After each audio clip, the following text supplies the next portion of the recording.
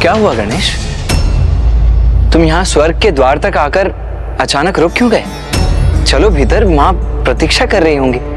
भैया, आप मेरे अग्रज है ना, तो इसलिए सर्वप्रथम भीतर जाने का अधिकार तो आपका है। अरुणासुर के वध का उपाय हमें ज्ञात हो गया है। ये तो अति महत्वपूर्ण समाचार है, तो आपको तो इसे माँ तक पहुँचाना चाहिए ना। और उस दुष्ट अरुणासुर के वध हेतु माँ को भ्रमरी रूप धारण करना होगा। ये भी आप ही बता दीजिएगा ना उन्हें। उचित है गणेश, मैं ही जाकर माँ को बता देता हूँ कि उन्हें कीट का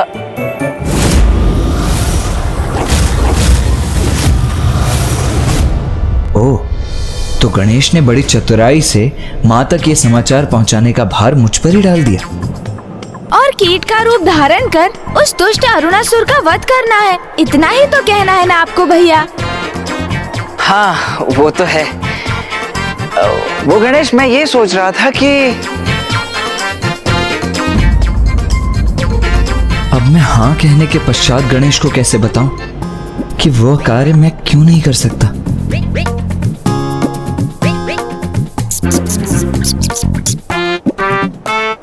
क्या हुआ? तुम दोनों स्वर्ग लोक के भीतर प्रवेश करने के स्थान पर यहाँ क्यों रुक गए? और किस वार्तालाप में उलझ गए हो तुम दोनों? माता, हम तो आप ही की प्रतीक्षा कर रहे थे। क्यों गणेश? वो क्या है ना, क्योंकि जब माता साथ हो तो पुत्रों का आगे रहना उचित नहीं है। इसीलिए आप भीतर प्रवेश कीजिए ना, हम आपके पीछे पीछे प्रवेश करेंगे। क्यों गणेश? हाँ हाँ हाँ हाँ भैया। और माता, अरुणासुर के वध के उपाय के जिस प्रश्न ने हम सभी को उलझा कर रखा था, उसका उत्तर तो आप हमें ज्ञात हो गया है। तो ये समाचार आपके मुख से सुनकर माँ कितनी प्रसन्न होंगी। और हाँ, उन्हें ये बताना आपके लिए भी कितना सुखद होगा ना कि अरुणासुर का वध अब निकट ही है। बस उसके लिए माँ को एक कीट अर्थात भ्रामरी का रूप धारण करने की देर है बस। क्यों गणेश, है ना? हाँ हाँ हाँ हाँ भैया। हाँ हाँ अवश्य, क्यों नहीं। मैं अवश्य बताऊंगी उन्हें कि किस प्रकार बार बार तुम दोनों मुझसे चतुराई करने के असफल प्रयास कर रहे थे।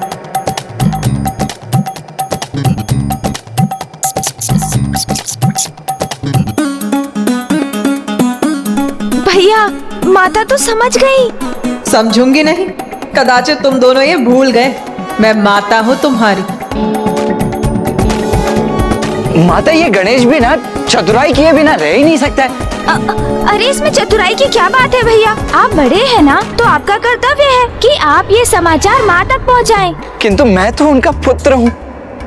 कोई पुत्र अपनी माँ को ये कैसे कह सकता है कि वो एक कीट का रूप धारण कर ले? तो मैं भी तो माँ का ही पुत्र हूँ ना भैया, फिर आप मुझसे ऐसी अपेक्षा कैसे कर सकते हैं? और हम दोनों ही माँ से ये नहीं कह सकते, तो फिर ऐसा कौन है जो ये बात माँ को बता सकता है? कौन हो सकता है वो अन्य उपाय?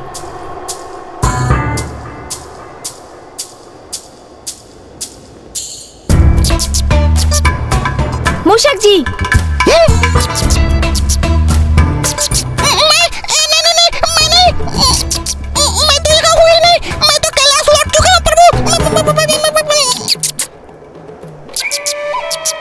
कैलाश, सूझ गया उपाय। माता, भैया, इस उलझन को सुलझाने की युक्ति सूझ गई है मुझे। तो शीघ्र बताओ गणेश, माँ वहाँ बड़ी अधीरता से प्रतीक्षा कर रही हैं। बताओ शीघ्रता से। आप चिंता मत कीजिए भैया, माँ तक ये सूचना कौन और कैसे पहुँचाएगा, अब तो आप वो मुझ पर ही छोड़ दीजिए। आप तो बस इतना कीजिए कि माँ के निकट पहुँचकर माँ से बस इतना कहिए कि हमें अरुणासुर के वध का उपाय ज्ञात हो गया है।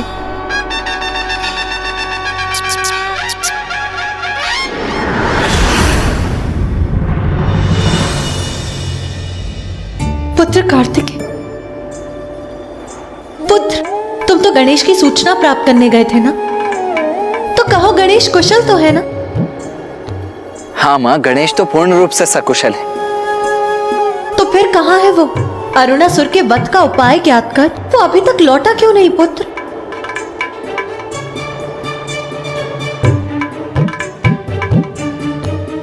माँ, गणेश आने ही वाला है और उसने कहा है कि वो जैसे ही आएगा वैसे ही आपको अरुणासुर के वध का उपाय स्वतः ही ज्ञात हो जाएगा। स्वतः ही ज्ञात हो जाएगा?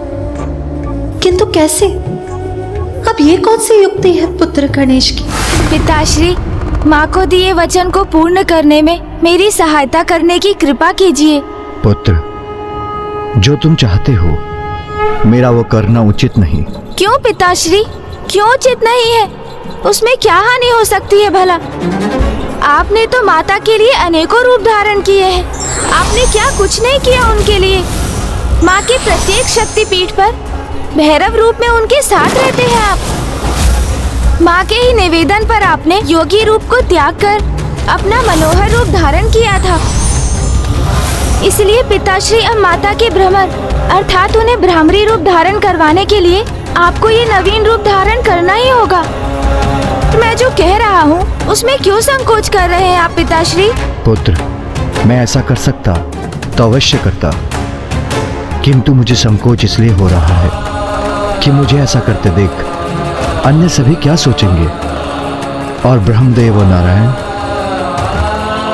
कहीं उनके लिए मैं एक मनोरंजन का कारण न बन जाऊं। पिताश्री, किसी भी कार्य के प्रति नकारात्मक सोच को त्याग कर सकारात्मक सोच धारण करना चाहिए। यही सीख आपने सदा दी है मुझे, तो इस बार इतनी छोटी सी बात कैसे विचलित कर सकती है आपको? जगत कल्याण के लिए, सृष्टि के लिए और प्रत्येक जीव के सुख के लिए और स्वयं माँ के मुख पर मुस्कुराहट लाने के लिए इतना तो आप अवश्य ही कर सकते हैं पिताश्री।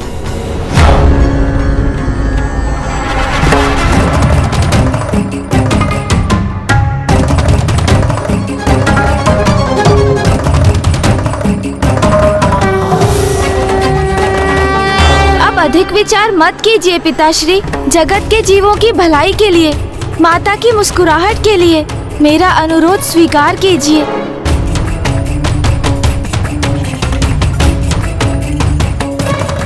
जगत के जीवों की भलाई के लिए, माता की मुस्कुराहट के लिए मेरा अनुरोध स्वीकार कीजिए।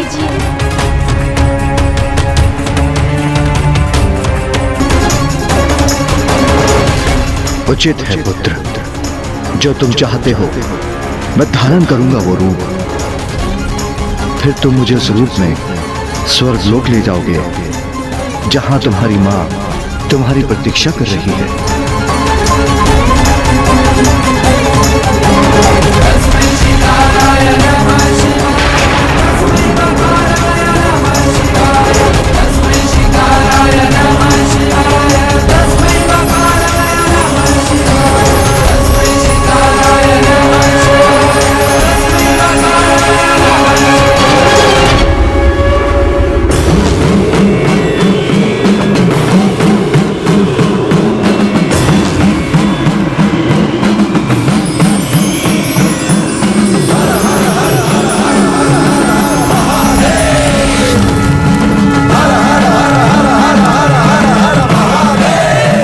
क्या हुआ नाथ? मुझे डमरू और शंख की नाद सुनाई दे रही है। ऐसा प्रतीत होता है जैसे महादेव कुछ ऐसा करने जा रहे हैं जो अपूर्व है, असाधारण है।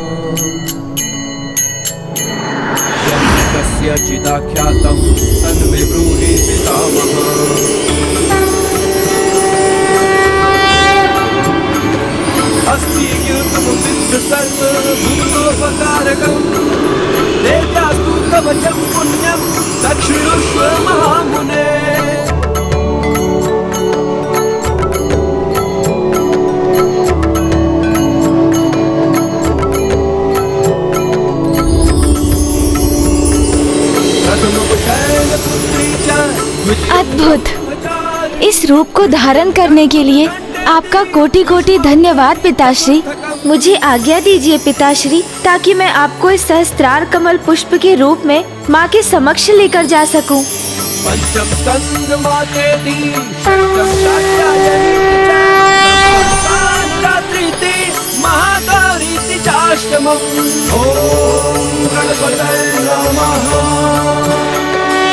अब पुत्र गणेश सहस्त्रार कमल पुष्प रूप में महादेव को देवी आदि शक्ति के पास स्वर्गलोक ले जा रहा है।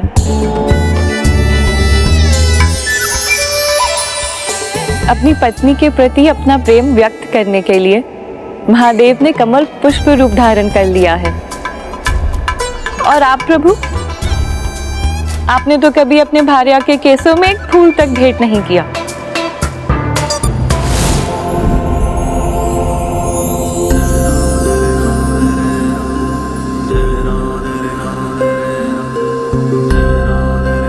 कमल पुष्प पर स्थित होकर आपको महादेव का कमल पुष्प रूप धारण करना मनोरंजन का कारण प्रतीत हो रहा है। महादेव के त्याग को आप कैसे समझ सकते हैं स्वामी?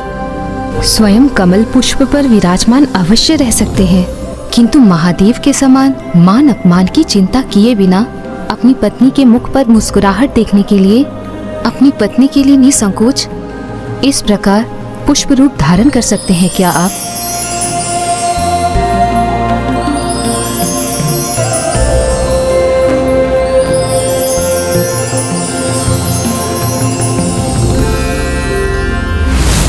अधीर हो रही हूं मैं और ससुर का अंत करने के लिए जिसका उपाय गणेश ही बता सकता है मुझे। किंतु कहाँ है पुत्र गणेश? वो अभी तक लौटा क्यों नहीं? माँ, गणेश को कुछ समय का अवकाश और दे दीजिए, वो बस आता ही होगा माँ।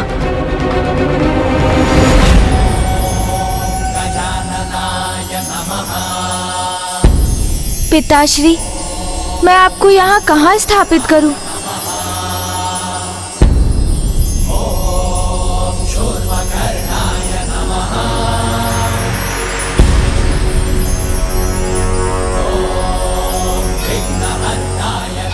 स्वामी, आप मुखदर्शक ही बने रहेंगे अथवा जाकर गणेश की सहायता भी करेंगे? आप सर्वथा उचित कह रही है देवी। हमें वहां जाकर गणेश की सहायता करनी चाहिए।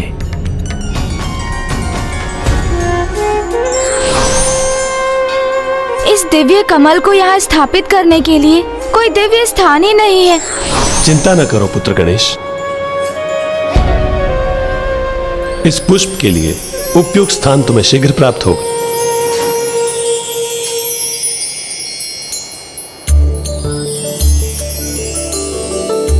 अति सुंदर, कितना अपूर्व, कितना सुंदर दृश्य है ये।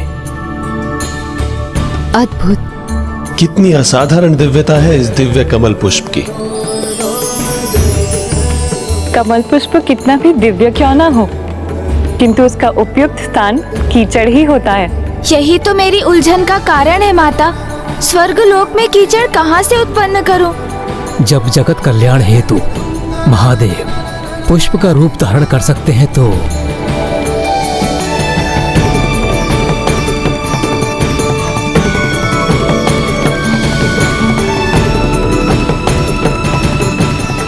अवश्य।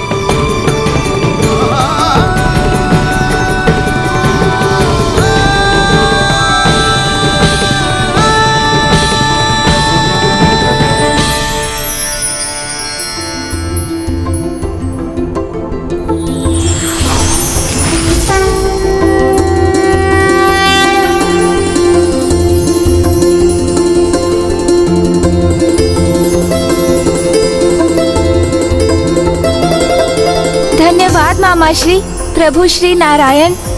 निर्मल जल सात्विकता का प्रतीक होता है, और जहाँ सात्विकता है ज्ञान का वास भी वहीं होता है।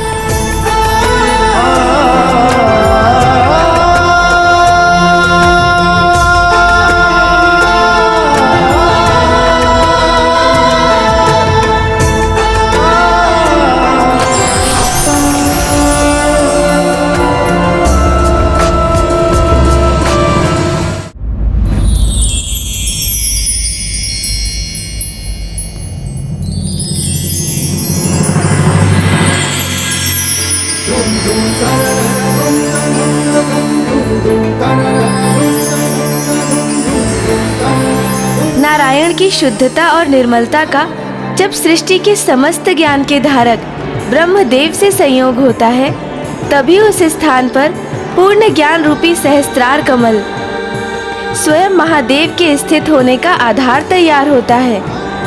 अर्थात जब कोई स्वयं के व्यक्तित्व को निर्मल जल के समान शुद्ध और पवित्र बना लेता है, तभी वो पूर्ण ज्ञान को प्राप्त करने के योग्य बनता है।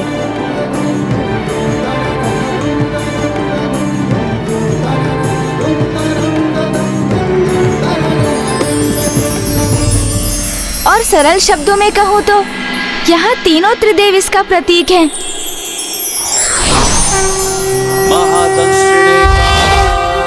जहाँ ज्ञान के साथ पवित्रता है, वहीं परम ज्ञान की प्राप्ति भी संभव है।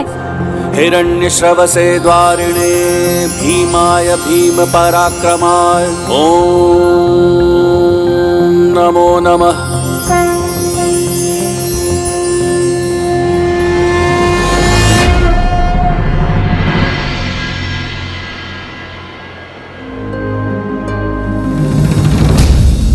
मुझे ऐसा आभास हो रहा है जैसे स्वामी यही कहीं मेरे निकट ही हैं।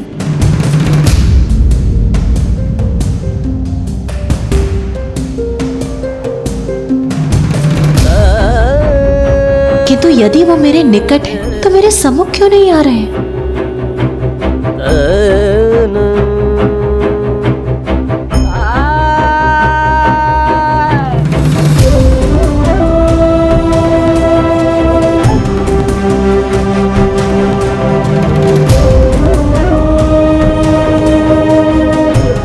माता को अचानक क्या हो गया? कहीं गणेश के लौटने में विलंब होने के कारण माँ रुष्ट होकर तो नहीं चली गई? नहीं, माता रुष्ट होकर नहीं, मंत्रमुग्ध होकर जा रही है।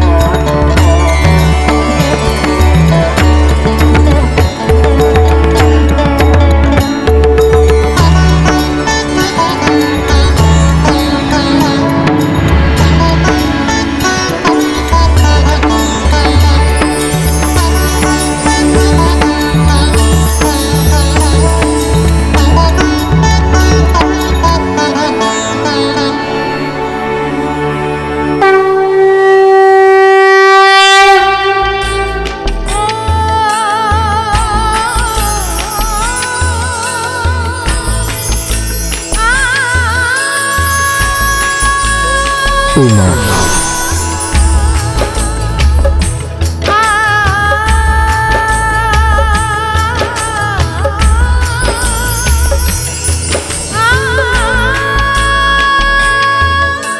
स्वामी,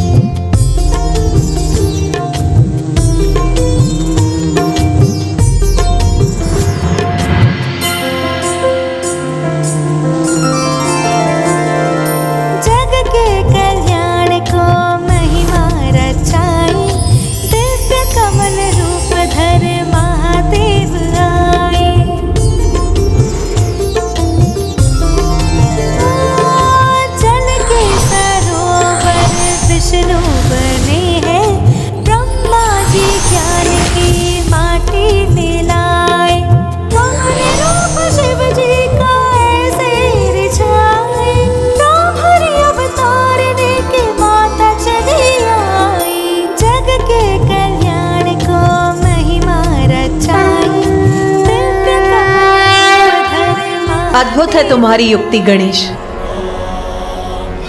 तुम्हें माता से कुछ कहने की आवश्यकता भी नहीं पड़ी और उन्होंने ब्रह्मरी रूप भी धारण कर लिया। ये तो उस अनंत प्रेम और अनुराग का ही प्रभाव है जो माता आदि शक्ति महादेव के प्रति रखती है, और इसी भाव के कारण ही वो सहस्त्रार कमल रूप में महादेव के निकट जाने के लिए भी उन्होंने ब्रह्मरी का रूप धारण किया। माता ब्रह्मरी देवी की, माता ब्रह्मरी देवी की, माता ब्रह्मरी देवी की, माता ब्रह्मरी देवी की। उमा, आपके इसी ब्रह्मरी अवतार को संसार के सम्मुख लाने के लिए ही मुझे कमल पुष्प का रूप धारण करना पड़ा।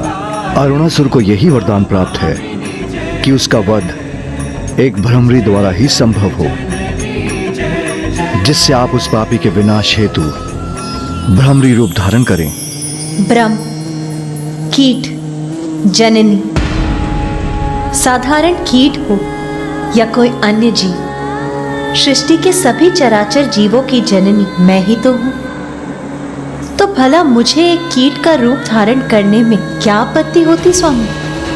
इसके लिए आपको इतने कष्ट उठाने की कोई आवश्यकता नहीं थी। सर्वथा सत्य है आपका ये कथन, किंतु इससे मुझे कोई कष्ट नहीं, अपितु ये तो मेरा सौभाग्य है और अरुणासुर का ये दुर्भाग्य, क्योंकि अब उसका अंत समय आ चुका है।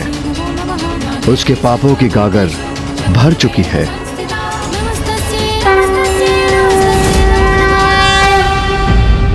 इस संसार में हर जीव की उत्पत्ति ईश्वर द्वारा हुई है। जीव छोटा हो अथवा बड़ा, संसार को गतिमान रखने में उनका भी अपना योगदान रहता है। ऐसा प्रतीत होता है कि देवताओं ने बहुत दुर्दशा की है तुम्हारे अरुणासुर।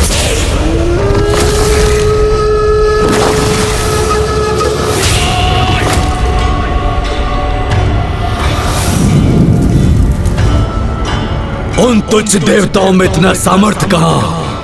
उन्होंने नहीं, मैंने की है उनकी दुर्दशा। देखो दुर्गमासुर,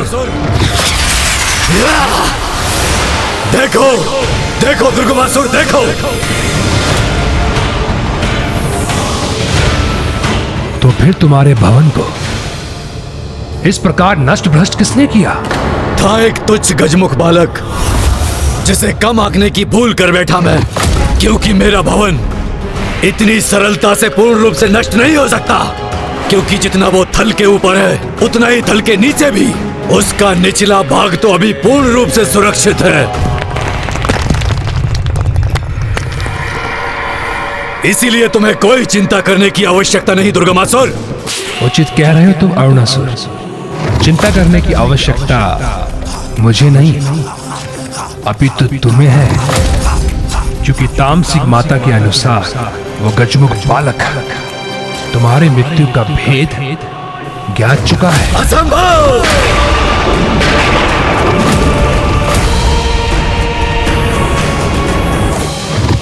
अरुणासुर, बहुत कपटी होते हैं देवता, इनका तनिक भी विश्वास करना अनुचित है। असुरों का भेद ज्ञात करने के लिए कैसी भी कपट योजना की रचना कर सकते हैं और इसके लिए कुछ भी कर सकते हैं।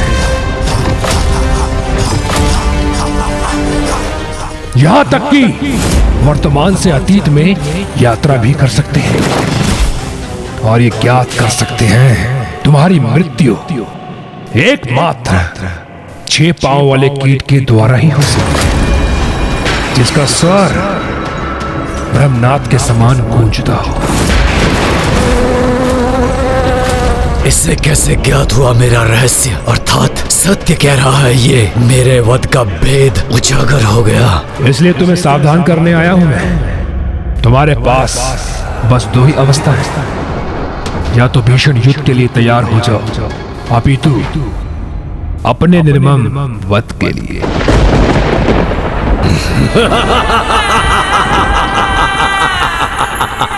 दुर्गमासुर, क्या प्रतीत होता है तुम्हें? ऐसा वरदान क्यों मांगा मैंने ब्रह्मदेव से? इतना विशालकाय शक्तिशाली असुर होकर भी अपने वध के कारण स्वरूप एक तुच्छ और साधारण सी कीट का चुनाव क्यों किया मैंने? कितना भी प्रयास कर ले ये तुच्छ सी कीट मुझे कोई क्षति नहीं पहुंचा सकती, वो भी एक मादा कीट जिसके लिए उड़ान भरना भी कठिन है। वो मुझे क्या क्षति पहुंचाएगी? यदि वो मुझ तक पहुंच भी गई तो मुझे अपने गुंजन से अपने आगमन की सूचना दे देगी। तब मैं तो क्या, मेरी एक तुच्छ सी छिपकली उसे निगलकर अपना आहार बना लेगी। इसलिए मुझे तुच्छ सी कीट से भयभीत करने का प्रयास मत करो, चले जाओ यहाँ से। उचित है, तुम्हारी जैसी इच्छा। किंतु तुम्हें एक अंतिम सुझाव देना चाहूंगा। अपने इस महल की सुरक्षा कड़ी कर लो, किंतु माता आदि शक्ति तुम पर किस प्रकार आक्रमण करेगी इसका आकलन लगाना बहुत ही मुश्किल है।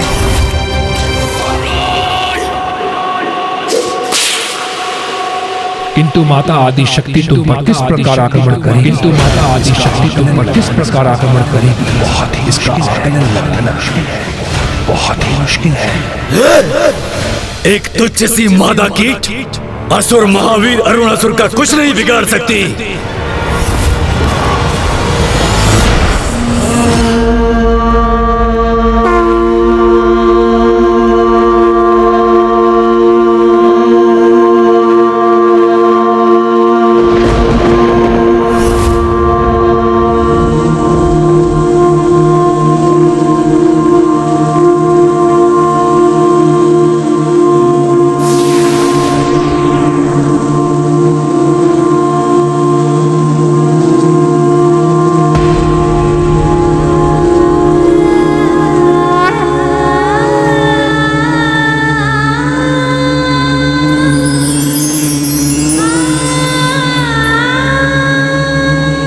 जिन कीटों को वो असुर तुच्छ समझता है, आज वही कीट उस दुष्ट के संहार का कारण बनेंगे।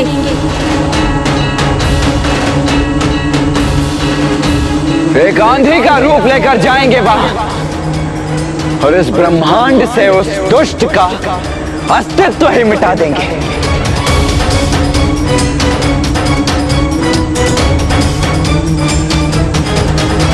या देवी सर्वभूतेषु मारूपेण संस्थिता। तुम्हारे जीवन की उल्टी गिनती आरंभ हो गई अरुणासुर।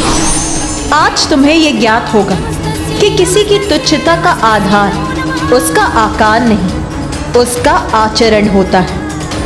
और तुम्हारा ये दुष्टतापूर्ण आचरण ही तुम्हारी तुच्छता का प्रतीक है।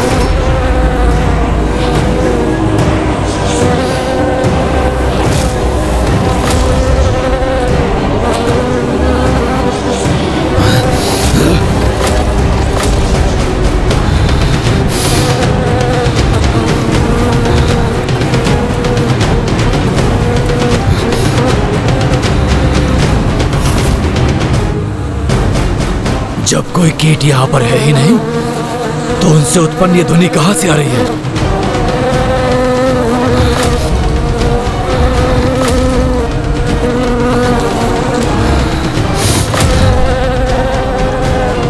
यहाँ तो कोई भी नहीं है। बड़ी विचित्र बात है, कहीं ये ध्वनि मेरे कर्ण से तो उत्पन्न नहीं हो रही।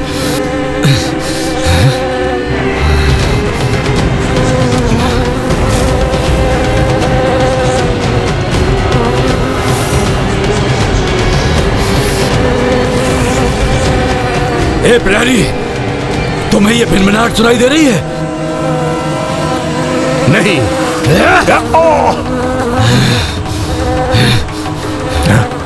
तुम्हें सुनाई दे रहा है कुछ?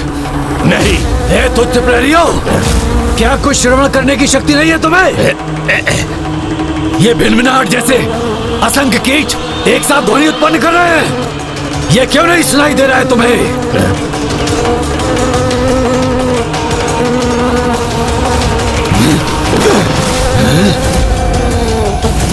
भिनभिनाहट नहीं, तुम्हारी मृत्यु के आगमन का स्वर है अरुणासुर। अब जितनी भी श्वास शेष है तुम्हारे जीवन में, उसका आनंद ले लो तुम। शांत हो जाओ, शांत हो जाओ तुम कीट के समान तुच्छ देवता, मेरे समक्ष भिनभिनाने योग्य नहीं। हमें तो तुम शांत करा भी लोगे अरुणासुर, किंतु अपने काल की इस ध्वनि को शांत कैसे कराओगे तुम? बस बहुत हो चुका, शांत हो जाओ तुम, अन्यथा निगल जाऊंगा तुम्हें। और स्मरण रखो, मेरी मृत्यु असंभव है, क्योंकि एकमात्र ब्रह्मनाथ का स्वर उत्पन्न करने वाली ब्रह्मणी ही मेरा वध कर सकती है। किंतु विडंबना तो यह है, ऐसी कोई तुच्छ ब्रह्मणी मेरे निकट आए, इससे पूर्व मेरे तुच्छ छिपकली सैनिक के उदर में समा जाती है। भ्रमर मात्र मेरे तुच्छ सैनिकों का आहार बन सकते हैं, मेरी मृत्यु का नहीं। और वैसे भी मैंने अपनी भवन की सुरक्षा इतनी कड़ी कर दी है कि यहाँ प्रवेश अथवा बाहर जाना दोनों ही असंभव है। और हाँ, यदि कोई कीट सेना यहाँ पर आ भी गई तो मेरे असंख्य सैनिक उन कीट पतंगों को निगलकर उन्हें नष्ट कर देंगे।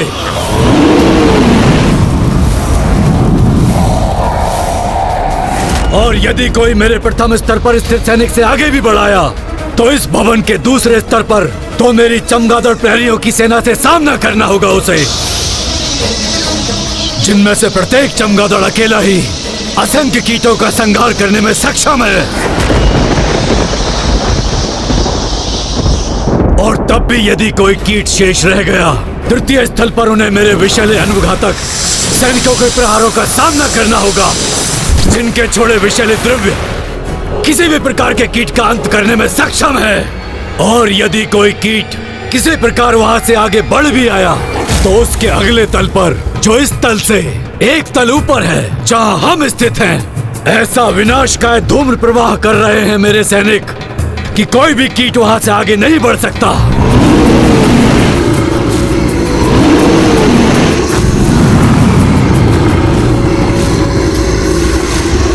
अब कहो, मेरी इतनी कड़ी सुरक्षा को भेद कर कैसे कोई तुच्छ कीट मेरा वध करने मुझ तक पहुंच सकेगा? और यदि किसी प्रकार वो मुझ तक पहुंच भी गया तो मैं उसे अपनी जीवा के एक ही बार से निगल कर उसे अपना आहार बना लूंगा और अंत करूंगा उसका।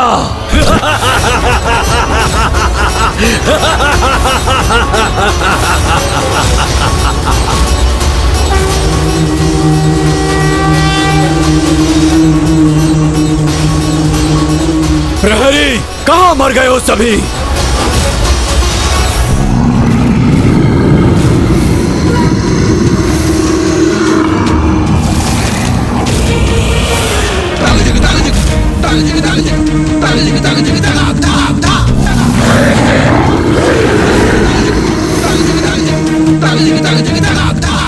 इसीलिए तुच्छ देवताओं, यदि किसी कीट ने भी मेरे सुरक्षा घेरे को पार करने का दुस्साहस किया तो उसका अंत निश्चित है। इसीलिए मैं प्रतीक्षा कर रहा हूँ कि कब तुम्हारी देवी आदि शक्ति तुम्हारी रक्षा के लिए आए और मेरे सुरक्षा जाल के मकर जाल में उलझ कर रह जाए।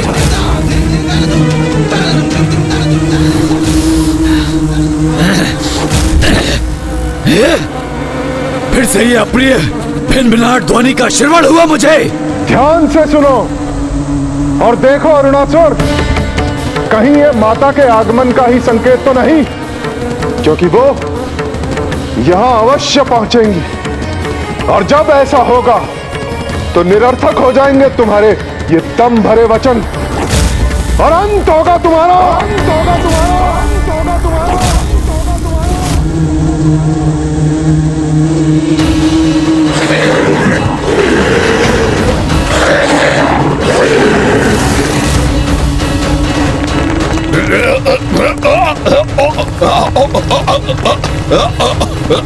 अरे ये भूकंपन कैसे उत्पन्न हुआ? यहाँ हमारे पांव के नीचे का स्थल विभक्त कैसे हो रहा है?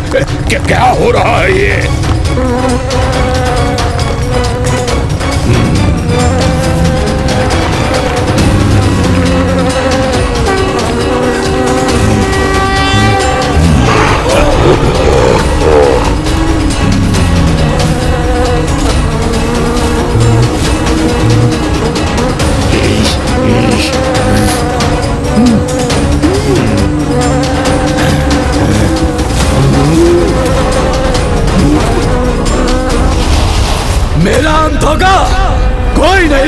सकेगा मेरा अंत। एक तुच्छ कीट तो कदापि नहीं।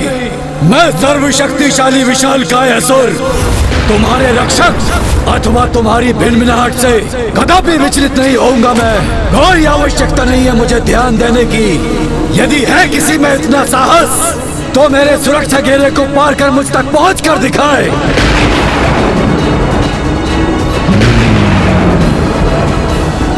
आक्रमण!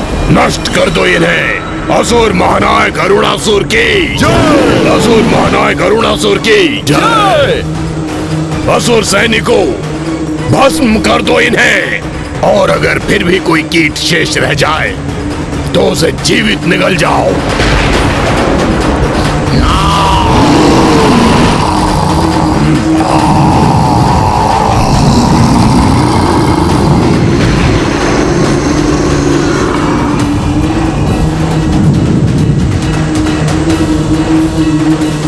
अरे रुक क्यों गए? आगे बढ़ो और तैयार हो जाओ हमसे भस्म होने के लिए।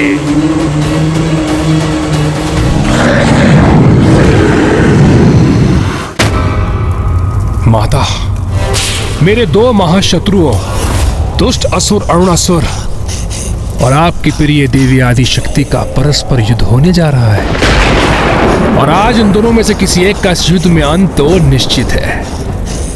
इसलिए माता, मुझे आप ऐसी दिव्य दृष्टि प्रदान करें जिससे मैं इस युद्ध का आनंद उठा सकूं और स्वयं अपने नेत्रों से इसका परिणाम भी देख सकूं। प्रथम बार कुछ अच्छा मांगा है तूने मुझसे। मैं तो चाहती हूं कि तू स्वयं अपने नेत्रों से वो भयंकर दृश्य देख ले, जिससे तुझे ज्ञात हो जाए कि भविष्य में कैसी दुर्दशा होने वाली है तेरी।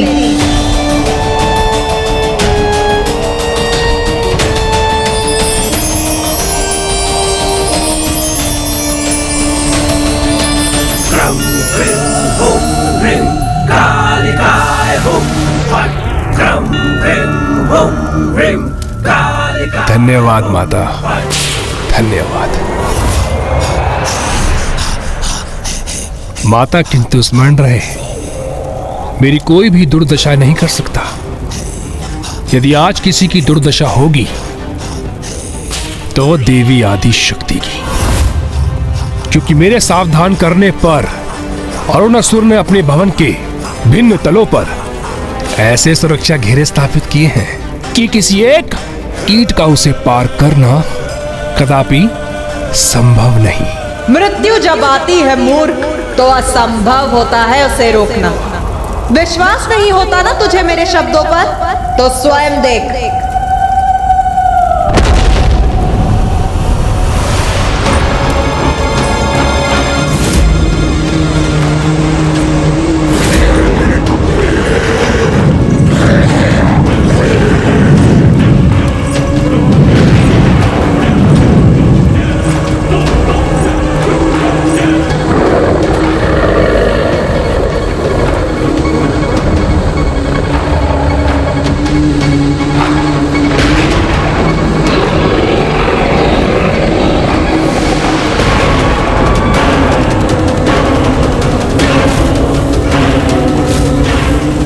ये क्या? ऐसा प्रतीत हो रहा है जैसे वो भ्रमरी और उसकी भ्रमित सेना अरुणासुर के असुरों पर भारी पड़ रही हो। ये भ्रमर कीट कैसे भी भयंकर मेघ उत्पन्न करते हैं, किंतु हम अभी अपने अग्नि प्रहार से इन्हें भस्म कर देंगे। अग्नि प्रहार करो।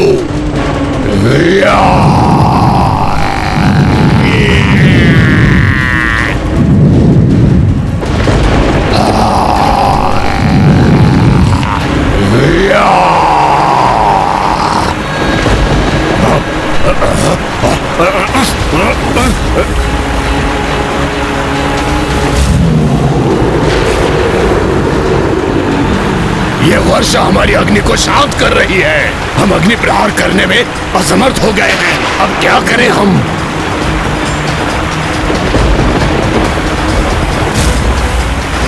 ये भ्रमर कीट सेना हम पर आक्रमण करने जा रही है। अब कैसे होगी हमारी रक्षा?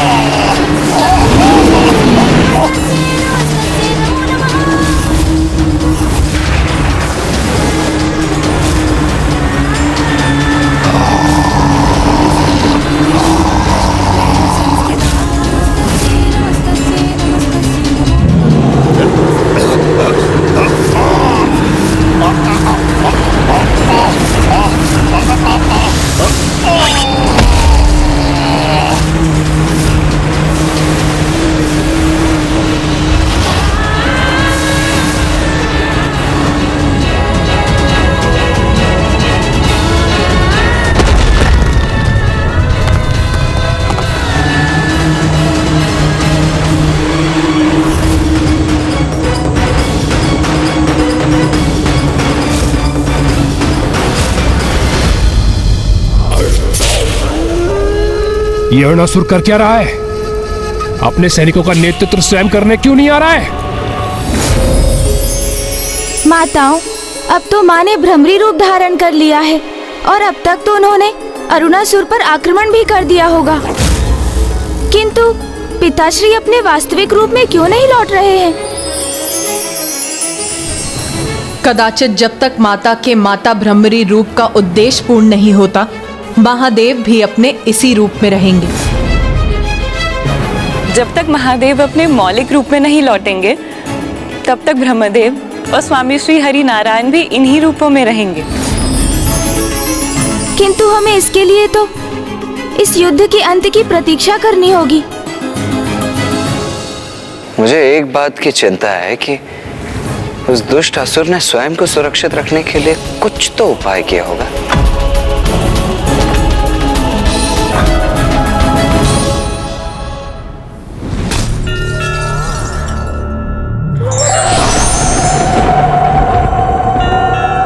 प्रणाम माता। प्रणाम माँ। कल्याण।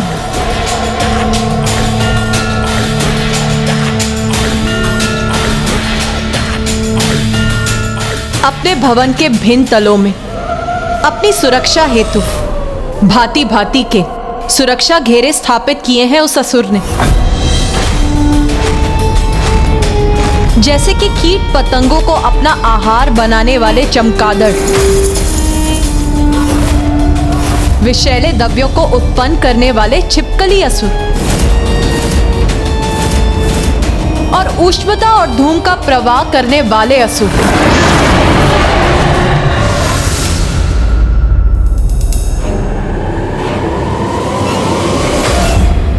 कुछ करने की कोई आवश्यकता नहीं मुझे सर्वशक्तिशाली अरुणासुर को। अरे जब तुम तुच्छ देवताओं में से मेरे समक्ष कोई नहीं टिक सका, और वो त्रिदेव जो मेरे आतंक से अपने अपने लोक को छोड़कर भाग खड़े हुए, तो तुम्हारी देवी आदि शक्ति एक तुच्छ नारी वो क्या क्षति पहुंचा सकती है मुझे? हाँ, उस गजमुख को कम आंकने की भूल कर बैठा था मैं, इसीलिए वो मेरे हाथों से निकल गया।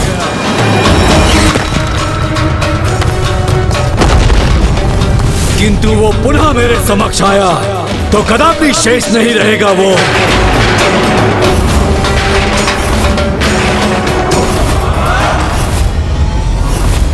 महाराज, उस भ्रमरी ने सुरक्षा घेरे को तोड़कर प्रथम चरण को पार कर लिया है और अब वो बड़ी तीव्रता से दूसरे सुरक्षा घेरे की ओर बढ़ रही है। महाराज, उस भ्रमरी ने सुरक्षा घेरे को तोड़कर प्रथम चरण को पार कर लिया है और अब वो बड़ी तीव्रता से दूसरे सुरक्षा घेरे की ओर बढ़ रही है महाराज। जब बुद्धि कार्य करना बंद कर दे तो हमें ईश्वर की शरण में जाना चाहिए, अन्यथा अविवेकी मन सदा अनाचार और अधर्म करने के लिए ही प्रेरित करता रहेगा। माता, वो दुष्ट अरुणासुर चाहे अपनी सुरक्षा व्यवस्था कितनी भी कड़ी क्यों ना कर ले, माता भ्रमरी तो स्वयं माँ आदि शक्ति है। तो कोई साधारण सुरक्षा घेरा उन्हें कैसे रोक सकता है? भगवान को भी अवतार की मर्यादा रखनी होती है पुत्र, इसलिए जो कुछ भी एक साधारण कीट को प्रभावित करेगा वो देवी भ्रमरी को भी करेगा। जो अन्य कीट पतंगों के लिए संकट उत्पन्न करेगा, वो देवी ब्रह्मरी के लिए भी संकट का कारण बनेगा।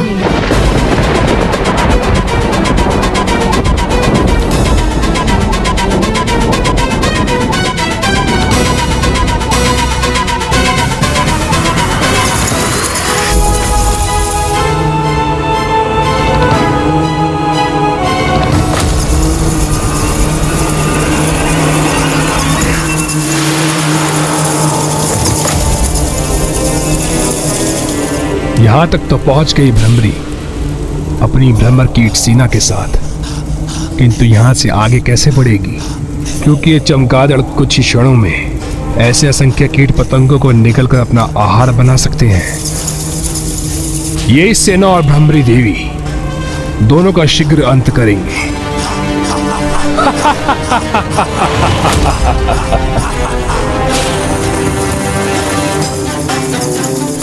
यहाँ इस ओर से आ रही है भ्रमर कीटों की ध्वनि। इन तुच्छ जीवों का इतना दुस्साहस कि ये हमारे साम्राज्य में प्रवेश करें। साथियों, सच रहो। अपने इन तरंगों से हम याद कर लेंगे कि तुम कहाँ हो भ्रमर कीट सैनिकों। फिर तुम्हें अपना आहार बनाएंगे हम।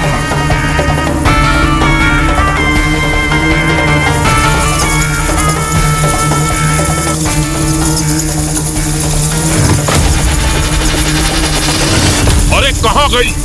अब कहाँ चली गई? हमें ज्ञात क्यों नहीं हो रहा है कि ये कीट कहाँ है? फिर कैसे उनको अपना आहार बनाएंगे हम? योजनाबद्ध होकर ही इधर उधर उड़ रही है भ्रमरी, ताकि ये चमगादड़ सेना दिशाहीन होकर आपस में ही टकराकर आहत हो सके।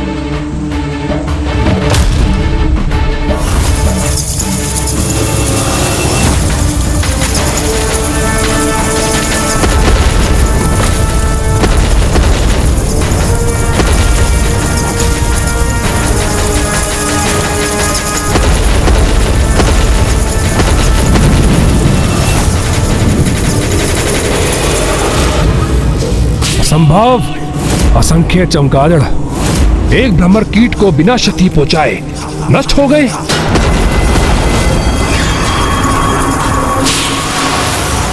बस उनमें एक शेष ही बचा है।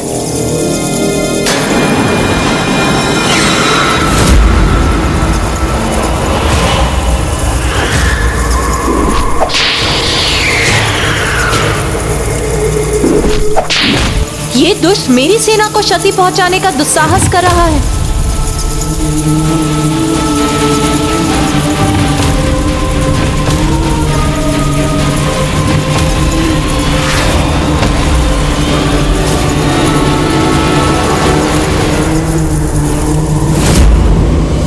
बुरे कर्मों का बुरा परिणाम तो भुगतना ही होगा। भयंकर अपराध करने वाले को इतनी भयंकर मृत्यु ही प्राप्त होगी। कहाँ है अरुणासुर? कहीं ये दम्भी मूर्ख असुर इन तलों में सुरक्षा घेरा बनाकर निश्चिंत होकर बैठ तो नहीं गया?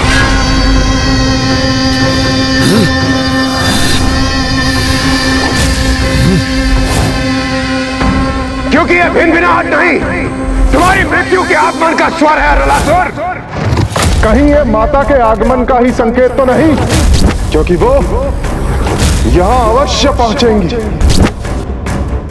यहाँ बंदी होने के बाद भी ये देवता इतने निश्चिंत क्यों हैं?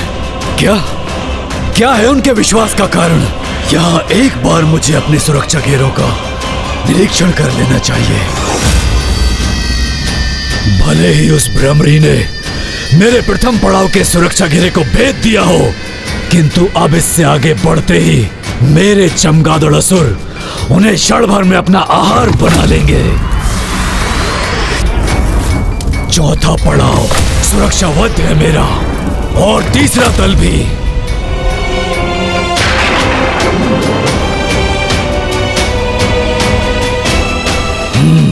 उष्णता भी है और द्रव्य भी अपने स्थान पर स्थित है।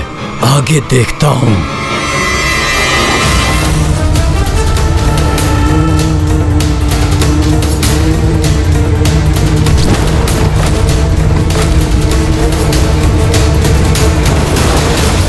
ये भ्रमर कीट सेना यहाँ तक कैसे पहुंच गई?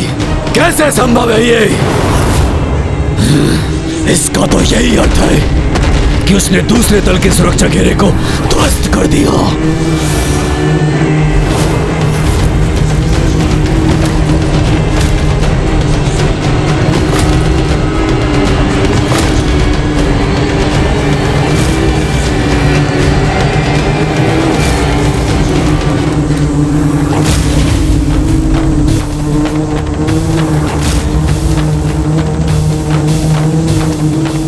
ये भ्रमरी कोई साधारण भ्रमरी तो प्रतीत नहीं हो रही, किंतु ये तुच्छ भ्रमरी है तो एक कीट ही ना। फिर ये मेरे अगले दल के सुरक्षा चक्र का सामना कैसे करेगी?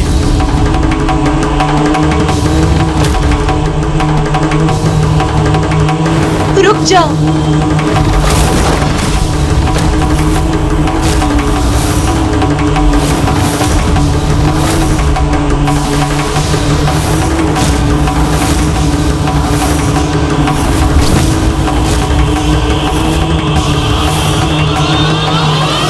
भोजन बनने आई हो अथवा इन विषैले द्रव्यों से अपनी मृत्यु को प्राप्त करने।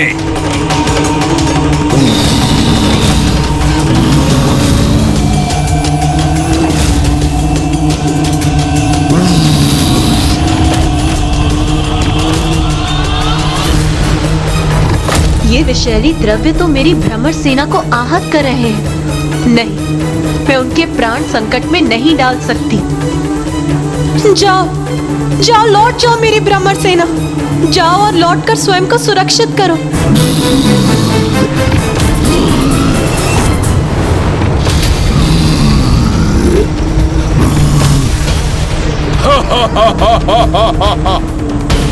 क्या सोचा था तुमने?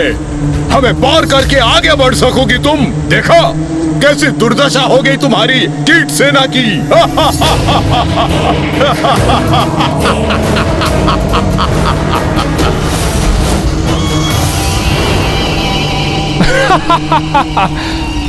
अब कुछ आनंद आया मुझे।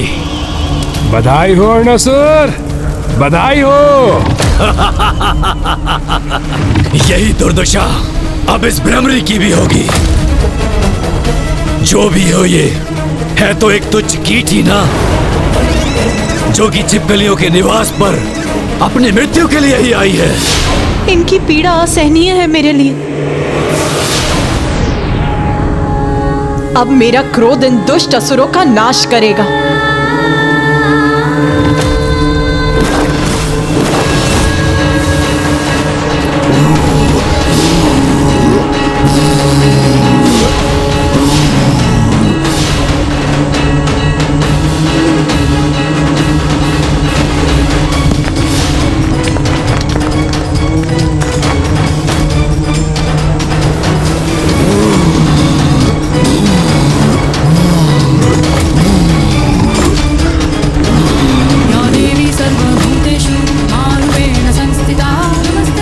क्या कर रही है वहां? ये क्या करने का प्रयास कर रही है?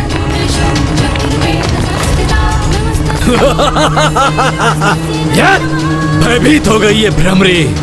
अब ये वहां ऊपर छिपने का स्थान ढूंढ रही है।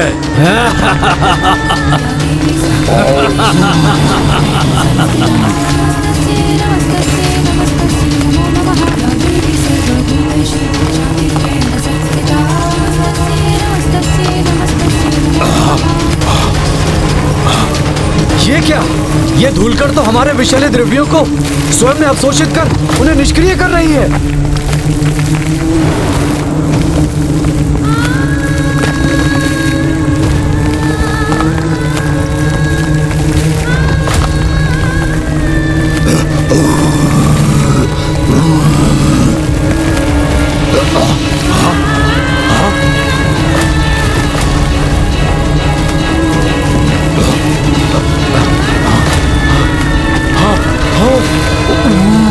हमारे ऊपर इन धूल कणों के गिरने के कारण हम अपने मुख से विषैले द्रव्य निकालने में अक्षम हो रहे हैं।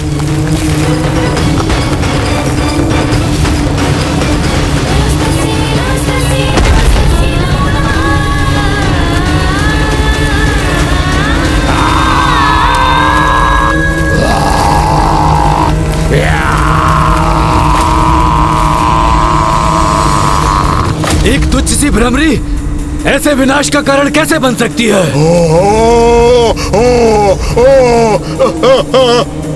इसे और इसकी तुच्छ कीट सेना को अगले तल पर सुरक्षित नहीं रहने दूंगा मैं। और ये अब ना मुझ तक पहुंच पाएंगे और ना ही ऐसे सुरक्षित जा पाएंगी ये।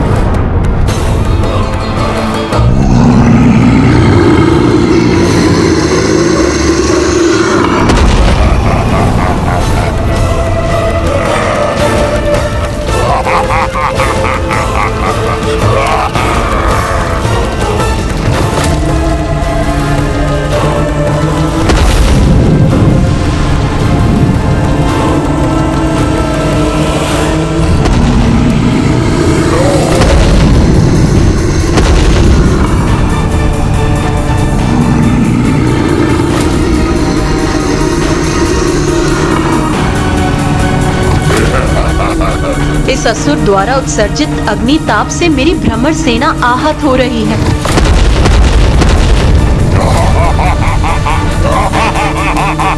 रुको, रुको, जाओ, पीछे जाओ, शीघ्रता करो।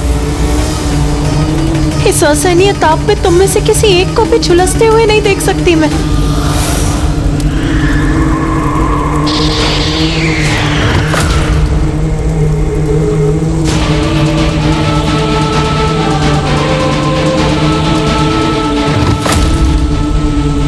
मार्ग बंद होने के पूर्व ही मुझे शीघ्र उस शिलाखंड के पार पहुंचना होगा।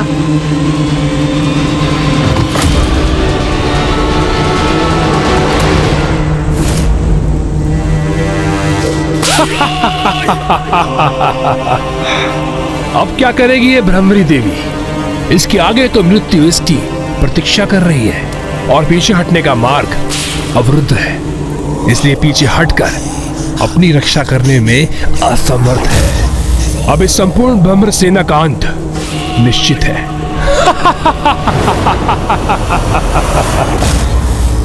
इस अवतार की मर्यादा में रहते हुए कोई उपाय क्यों नहीं सूझ रहा है मुझे?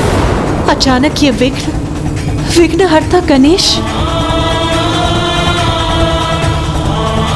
प्रतीत होता है मुझसे भी वही भूल हुई है जो एक बार स्वामी से हुई थी जब वो त्रिपुरासुर का वध करने गए थे।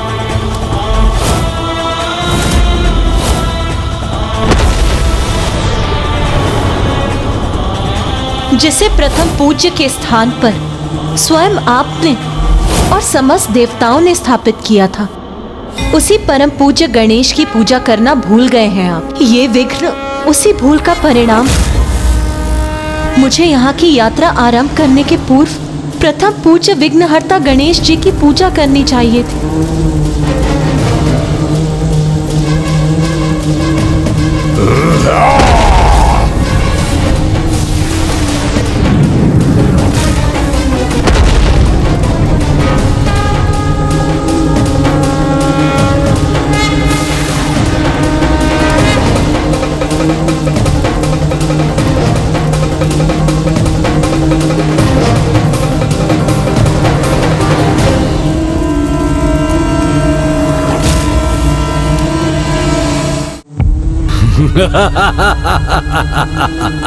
ये तो इन तुच्छ जीवों का स्वभाव है कि कोई भी कठिनाई आती है तो हाथ जोड़कर खड़े हो जाते हैं किसी शिला अथवा पाषाण के समक्ष प्रार्थना करने हेतु।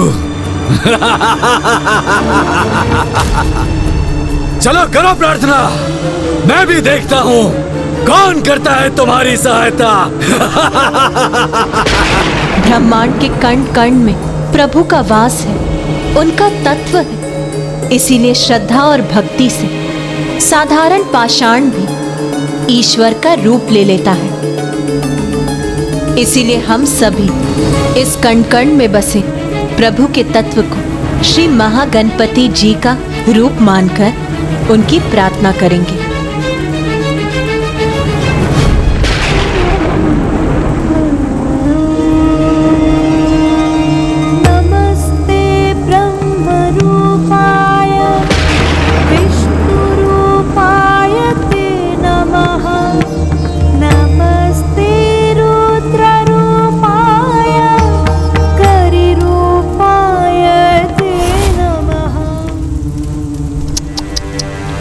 कितने भी प्रार्थना कर लो भ्रमरी देवी, किंतु तुम्हारी सहायता हेतु यहाँ कोई नहीं आएगा। पाषाण तो पाषाण ही रहेगा, वो कुछ नहीं करेगा तुम्हारे लिए। प्रियाय देवाय नमस्तुभ्यं विनायक बुद्धि सहिताय महागणपतये नमः।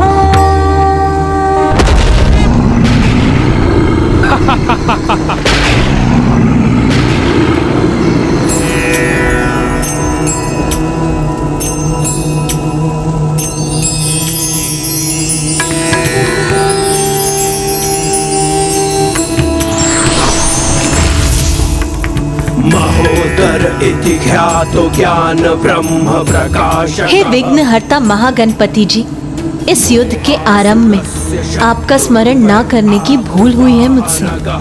उसके लिए मुझे क्षमा करें और इस विघ्न को पार पाने का उपाय सुझाने की कृपा करें। आप तो जगत जननी हैं, इसलिए आपको क्षमा याचना करने की कोई आवश्यकता नहीं। और भ्रमरी देवी, आप तो एक भ्रमरी के रूप में भी देवी शक्ति का ही स्वरूप है, इसलिए आपके लिए तो कुछ भी असंभव नहीं। स्मरण रखिए, यदि आपकी क्रोधाग्नि से संपूर्ण ब्रह्मांड नष्ट हो सकता है, तो आपके मन की शीतलता तो संपूर्ण ब्रह्मांड को शीत के प्रभाव से जड़ भी कर सकती है। इसलिए अब इस असुर को अपनी शीतलता का अनुभव करने दीजिए और मिटा दीजिए अपने इस विघ्न को। देव सर्वकार्येषु सर्वदा।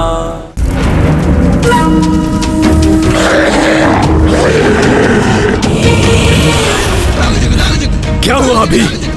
सब कुछ? यहाँ तक कि मैं भी स्तंभित रह गया। किंतु जो भी था ये, पर ये करने क्या जा रही है अब?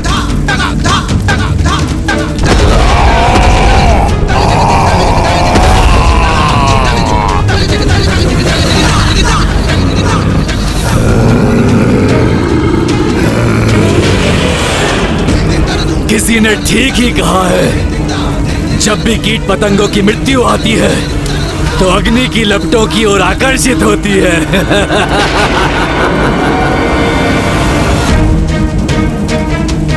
ये क्या करने जा रही है? आत्मदाह करने की इच्छा हो रही है किसकी? अब इस असुर को अपनी शीतलता का अनुभव करने दीजिए और मिटा दीजिए अपने इस विघ्न को।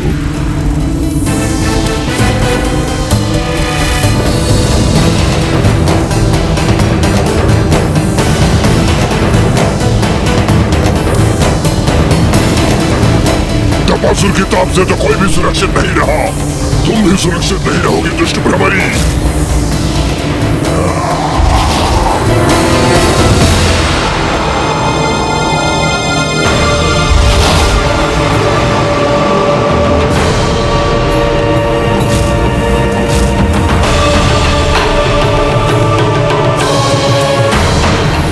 अब हमारा मार्ग खुल गया है, आगे बढ़ो और दुष्ट अरुणासुर की मृत्यु का मार्ग खोल दो। रुक जाओ!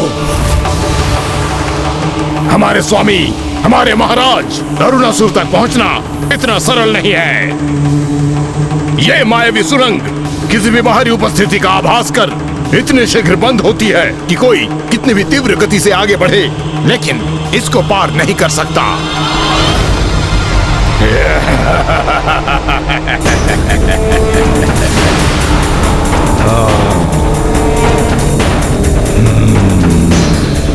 मैं तेरी मृत्यु बनकर आई हूँ अरुणासुर, रिक्त हाथों नहीं लौटूंगी मैं।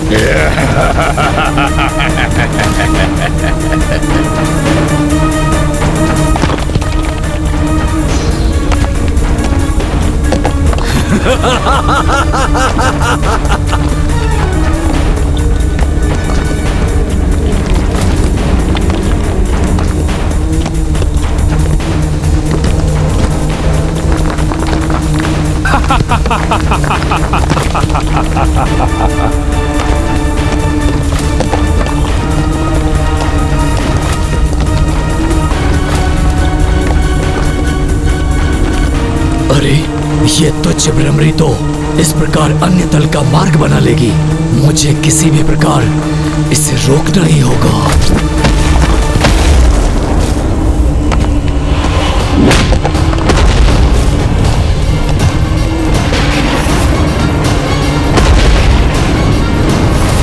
मुझे ऐसा क्यों आभास हो रहा है जैसे कि माँ किसी संकट में है।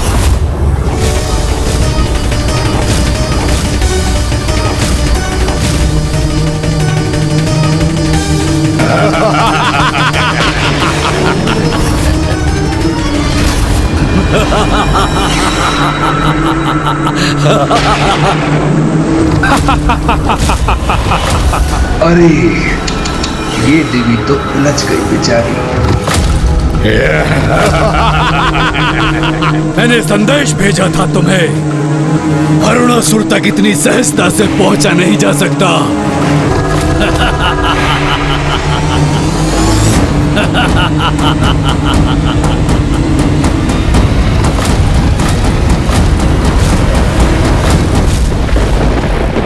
यदि किसी कठिन कार्य को भी साहस, धैर्य और पूर्ण कर्मठता से किया जाए तो वो कार्य एक छोटे से जीव का विशाल पर्वत पर सरलता से पहुंचने जैसा सरल हो जाएगा।